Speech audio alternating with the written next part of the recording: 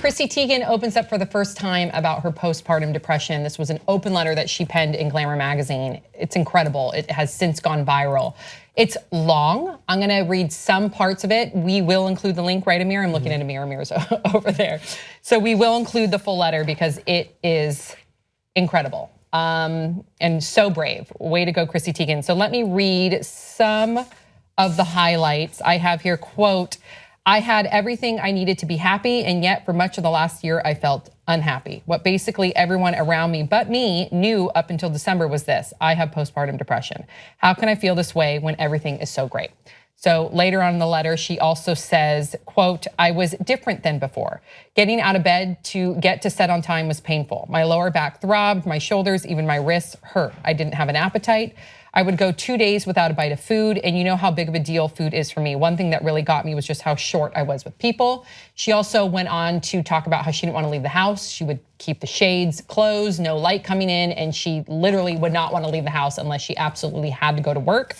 And then she goes on to say, quote, I started taking an antidepressant, which helped, and I started sharing the news with friends and family. I felt like everyone deserved an explanation, and I didn't know how else to say it other than the only way I know, just saying it.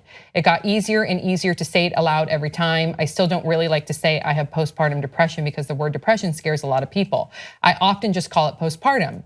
Maybe I should say it though. Maybe it will lessen the stigma a bit, amen. And then she also says here towards the end of the letter, quote, I'm speaking up now because I want people to know it can happen to anybody, and I don't want people who have it to feel embarrassed or to feel alone.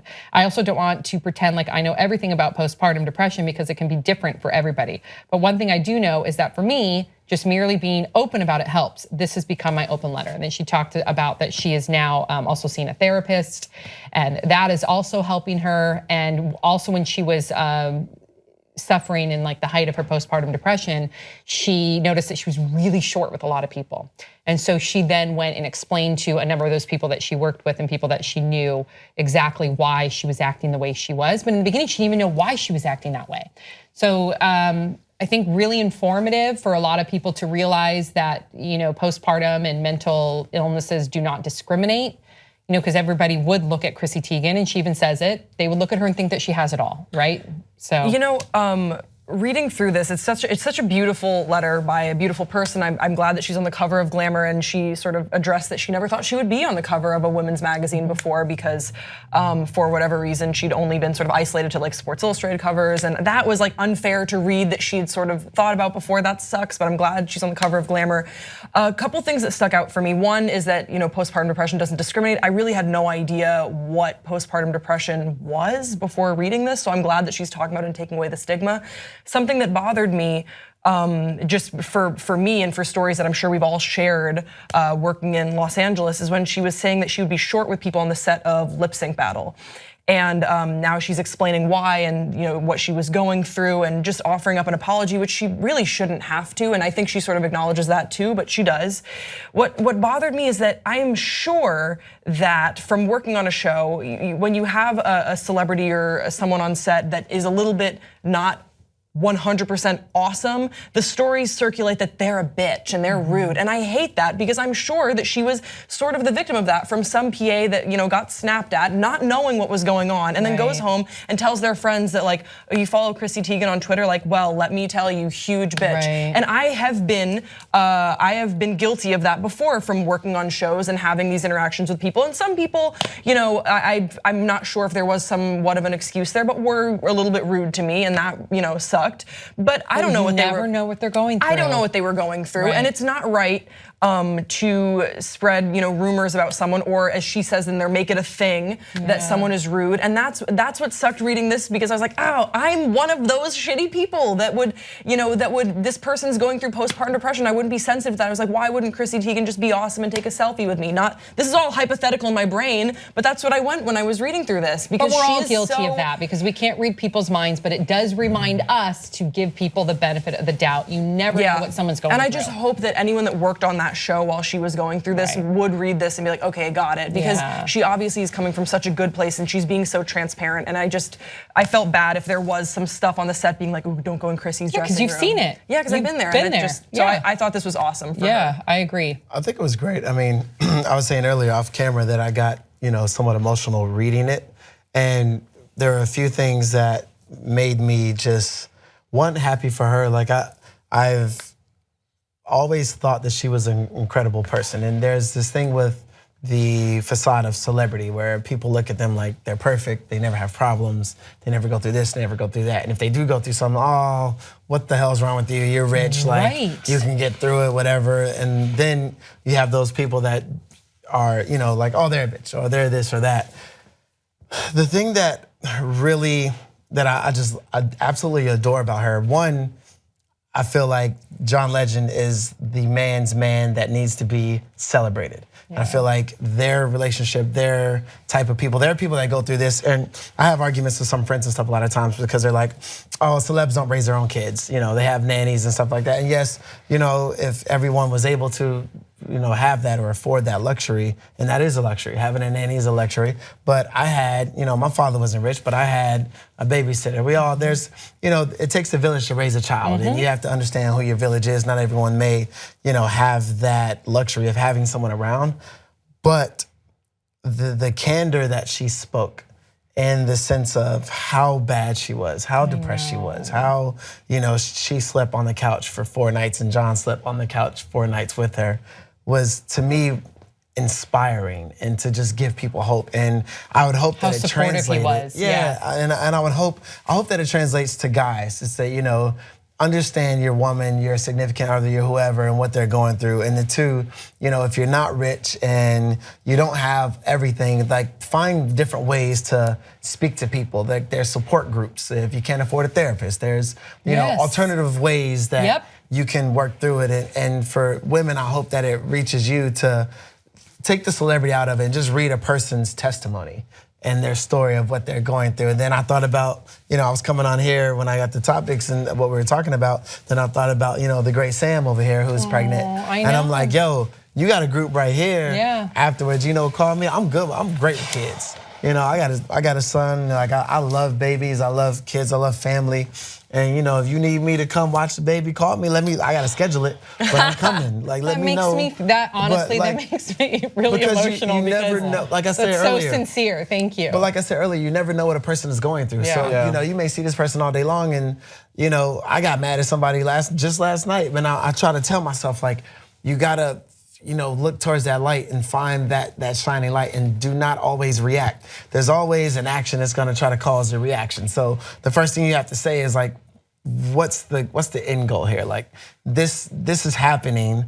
Instead of me reacting, let me kind of sit back, understand what's going on, try to understand the situation, and then, you know, go forward and have that, I guess, you know. Do you have a book? You need to write. Are you thinking about writing a book? No. I honestly, like every time we have you on the show, there's always such a sincere insight that comes from you that is so objective, but always comes from a place of like kindness and always thinking about the other person. And I don't know where that experience comes from you, but I think it would really behoove. I already have a title. If we could all read your I already book. have the title. Call it Hamilton. No, it's one of those things. Like I've suffered from depression for, you know, since I was a teenager. Like you know, my mother died when I was 2 years old. So. And you know, I have 2 older sisters, but me and my father don't have the greatest relationship sometimes. And it's like, you know, we all go through everything, so it's not all perfect, but I try to figure out in my like crazy head, and you know, I can't sleep a lot of nights, so I do this. So it's like, I just always try to find ways to evolve and to make myself a better person. But I feel like as I'm going through my journey, then somebody else is also going through it who, you know, I've lost people to suicide, and I've lost people through other things in ways growing up. So it's like, you know, I try to find those different ways within myself to be better, but at the same time, I want to tell you what's going on, because I may tell you a situation, but it may be me, but I won't necessarily say it's me.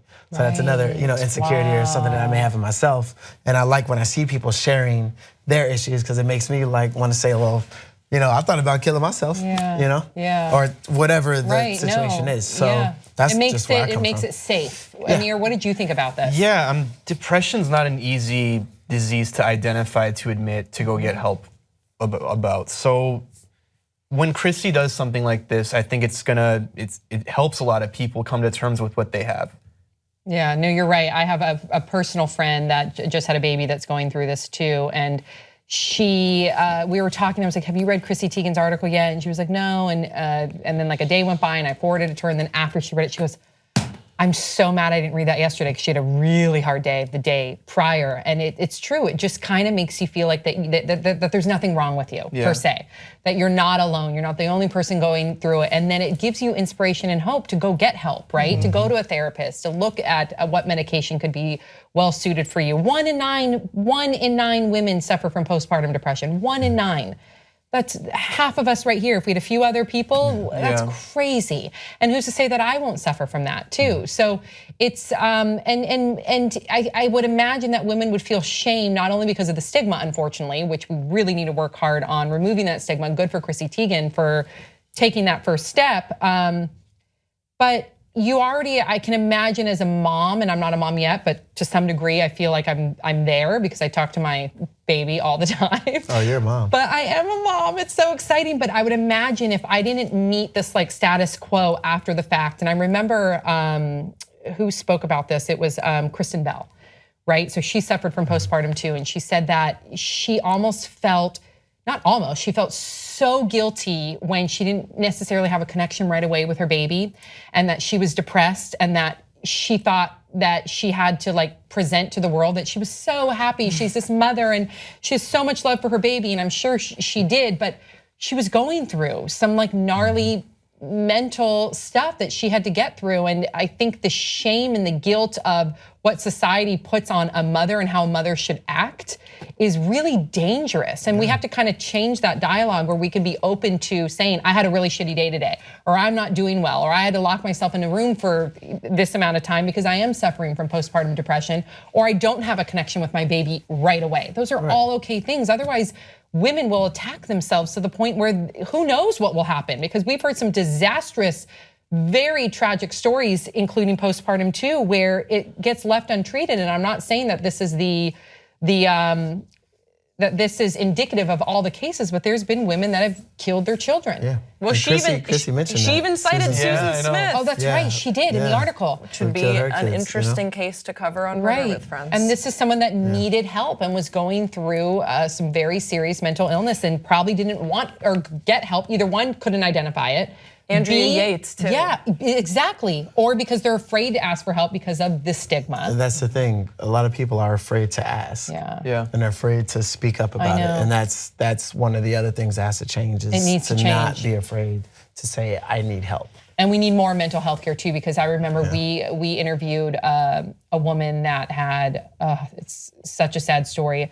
I wonder if it was Susan Smith. When did the Susan Smith, when did this happen? 1994, I think maybe.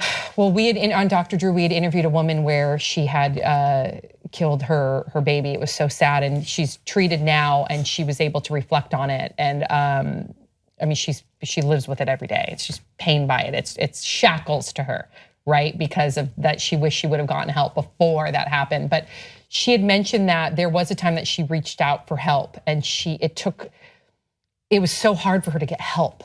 So that's really scary too. Let's say you do identify that there's a problem and you do get the courage to go get help, and then either it's too hard to go get help or you can't afford it. This woman was living in poverty, and I know there's outreach programs. There are. I know there's a lot of help. Perhaps we can leave some links, Amir, underneath the video. But and we will leave those links. But I do know that we can do better when it comes to healthcare reform. We need to do better when it comes to mental health care. So, yeah, as Dr. Drew always said, and I always regurgitate this because it really puts a stamp on it, is we should treat above the neck like we do below the neck, because it's so easy to be like, oh yeah, my dad, has a heart, palpitation, or he has cancer, he's this. Yeah, go get treatment. You better get treatment.